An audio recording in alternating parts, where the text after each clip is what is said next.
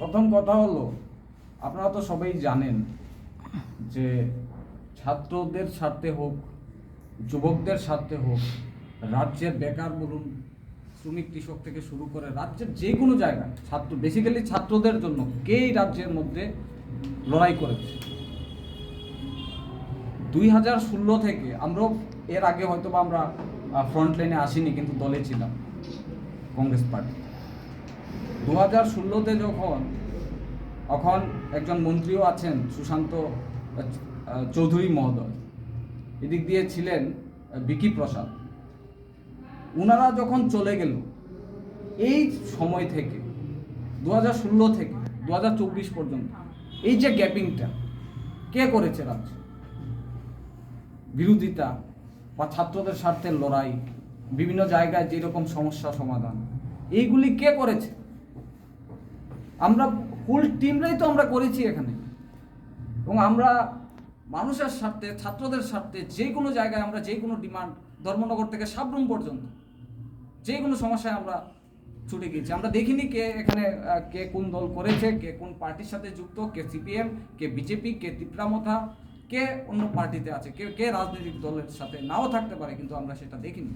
কিন্তু আমরা আমরা রাস্তায় মানুষের কথা চিন্তা করে, ছাত্রদের কথা চিন্তা করে আমরা লড়াই করেছি। এবং আমরা এই লড়াইয়ে, আপনারা তো দেখেছেন, আপনারাও মিডিয়ারা ছিলেন, রাজ্যের মেহনতি মানুষ সবাই জানে যে আমরা প্রত্যেকটা ডিমান্ড আমরা সাকসেস হয়েছি।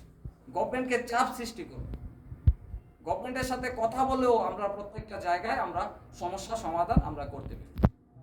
কিন্তু আমরা যেই দলটা থেকে আমরা করেছি, সেই দলের মধ্যে যেই রকম ভাবে একটা গ্রুপ রাজ্যের মধ্যে, যারাই কংগ্রেস ভবনটাকে ব্যাংকে চোরমার করে সোনিয়া গান্ধী, রাহুল গান্ধীকে কংগ্রেস ভবনে জুতা পিটাই করলো, আজকে তারাই কংগ্রেস চালাচ্ছে। তার মানে কি? এবং দিল্লি যারা ইনচার্জ এখানে আসে শুধু ইনকাম করার জন্য, আর কিছু না। যারা প্রকৃত কংগ্রেস বা প্রকৃত যারা ছাত্র যুবরা, তারা এই রাজ্যের মধ্যে যারা কংগ্রেস কর্মীরা আছে, তাদেরকে কোনো মূল্যায়ন দেয় না, মূল্যায়নহীন। টোটালি এখানের মধ্যে একটা গ্রুপ, মানে এটাকে কি বলবো, বর্মন গ্রুপ বলে পরিচিত। যারা কংগ্রেস ভবনে সোনিয়া গান্ধী, রাহুল গান্ধী মুর্দাবাদ, সোনিয়াজিকে জুতা পিটাই করলো, আজকে তারাই কংগ্রেস চালায়। তাহলে আজকে আপনারা বলুন, এই রাজ্যের মধ্যে সারা দেশে কংগ্রেস বিচলিত হয়ে গেছে। এবং যেই জায়গায় আমাদের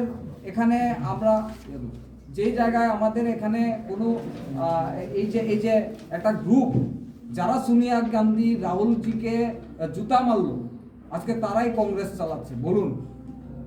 আর দিল্লির এখানে তো আসে, তারা দিল্লির ইনচার্জরা এখানে ব্যবসার জন্য আসে, এখানে ব্যবসা। এই যে ইলেকশন আসছে, আবার দেখবেন আসবে, কে দাঁড়াবে?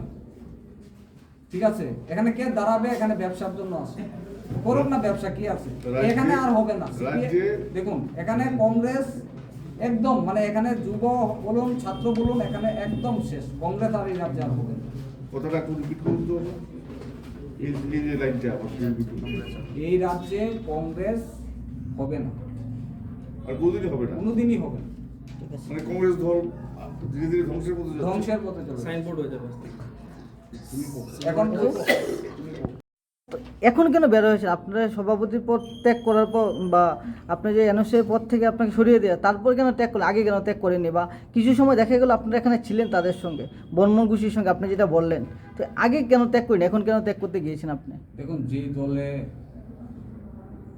ভ্যালু নেই এবং যে দলের মধ্যে গ্রুপিজম আছে এবং যে দলের মধ্যে কোনো সম্মান নেই, আমাদের ওয়ার্কাররা যারা সম্মানই পায় না, তো এই দল কে করবে? এই দলটা কে করবে? আমরা তো বলতে পারবে না যে এই যে এতদিন ধরে ছাত্রদের সাথে লড়াই করেছি, কোনো নেতার থেকে পয়সা নিয়েছি, কেউ বলতে পারবে? এটা ঠিক আছে। আর আপনি চ্যালেঞ্জ করছি, আপনারা তো মিডিয়ারা ছিলেন, আপনারা তো দেখেছেন রোডের মধ্যে কোনো নেতার থেকে কোনোদিন পয়সা এনেছি, পয়সা এনে রাজনীতি করেছি? কোনো নেতা বলতে পারবে? চ্যালেঞ্জ করছি আপনাদের মিডিয়া, কোনো লিডার। আপনারা বললেন বাইরের নেতৃত্বে আসে ব্যবসা করতে, কি ব্যবসা করে তারা একটু যদি বলুন। এই তো পয়সার খেলা হয়, ওকে টিকিট দেবে, এই তো ব্যবসা। টিকিট বিক্রি চলে, মানে সোজা কথা টিকিট বিক্রি ব্যবসা। টিকিট বিক্রির বিক্রির ব্যবসা। ব্যবসা এগুলোই চলে। আর আপনার সারা রাজ্যের মধ্যে এখন অনেক কার্যকর্তা দেখা যাচ্ছে আপনাদের সব, ঠিক আছে, যাই হোক কতজন আসতে পারে যদি একটু বলেন আমাদের, ঐতিহাসিক হোক। কতজন একটু এমন যদি বা কতজন আসতে পারে, মানে approximate একটা idea। কতজন আসতে পারে আপনাদের? সবার সাথেই কথা বলছি, আমি আগে যাব এক্সাক্ট ফিগার তো বলা যাবে না। এক্সাক্ট ফিগারটা এখন আমরা বলতে পারছি অন্য না। পার্টিতে যোগদান কি পরিকল্পনা রয়েছে না, যেই সংগঠন সরে দিয়েছে এভাবেই চলবে আপনাদের, না অন্য পার্টিকে যোগদান করবে? আমি তো আপনাদেরকে বললাম এখনো আমরা সিদ্ধান্ত নেই, সিদ্ধান্ত নিলে তো আপনারা জানতেই পারবেন।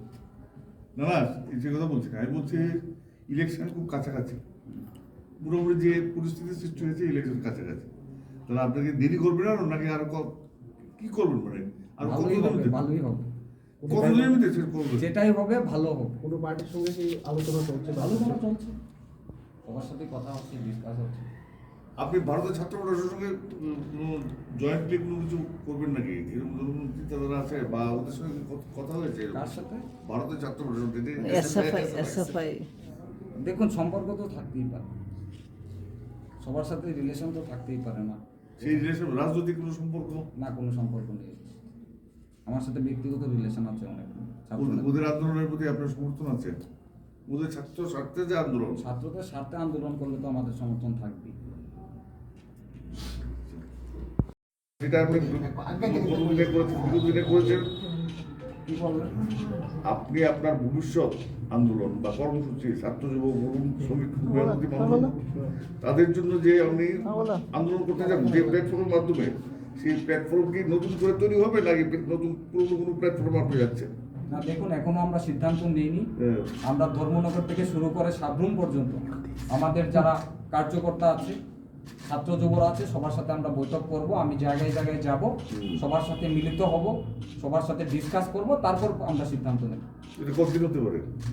এই তো কতদিন, দেখুন আমরা তো এখনো সিদ্ধান্ত নেইনি যে আমরা কোথায় যাব, কোন দলে যাব, কি করব কি না করব, আমরা এখনো সিদ্ধান্ত নেইনি, ঠিক না? আমরা আপনাদেরকে বলছি যে আমরা সিদ্ধান্ত নেব, আমরা সবার সাথে আগে ডিসকাস করি।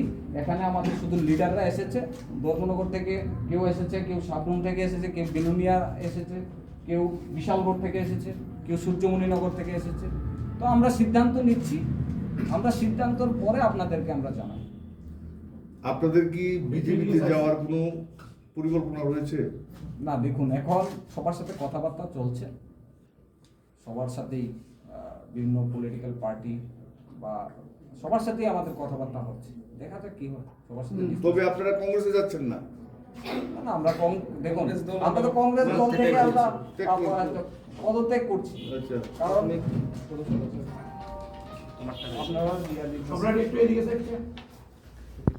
নেতৃত্বরা এখানে এসেছে, নেতৃত্বদের সাথে আমরা কথা হয়েছে। আমরা দেখলাম যে চিন্তা করে যে এই রাজ্যের মধ্যে আমরা ছাত্রদের স্বার্থে, যুবকদের স্বার্থে আমরা তো দীর্ঘদিন করেছি, আমরা অন্য প্ল্যাটফর্ম আমরা চিন্তা করছি। এবং আজকে থেকে আমরা আমাদের যারা আছে আমরা প্রাইমারি মেম্বারশিপ ছাড়ছি, কারণ এই দল যাদেরকে মূল্যায়ন দেয়নি, এই দল কংগ্রেস দল একটা গ্রুপ, যেরকমভাবে ওনারা বলছে যে ওনারাই শেষ কথা, ওনাদেরকে সঠিক সময়ে আমরা সঠিক জবাবটা আমরা দেব। এবং অনেকে দেখবেন আজকের পর থেকে অনেকে অনেক দিকে লাইন শুরু করবে এবং বিভিন্ন জায়গায় চাপও সৃষ্টি হচ্ছে।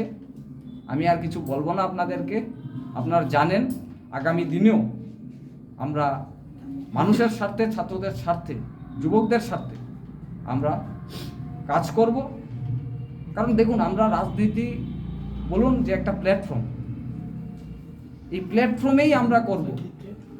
আমাদের এখানে আমরা সিদ্ধান্ত নিয়েছি, আমরা প্রাইমারি মেম্বারশিপ কংগ্রেস দল থেকে আমরা আজকে থেকে আমরা পদত্যাগ করলাম। ধন্যবাদ।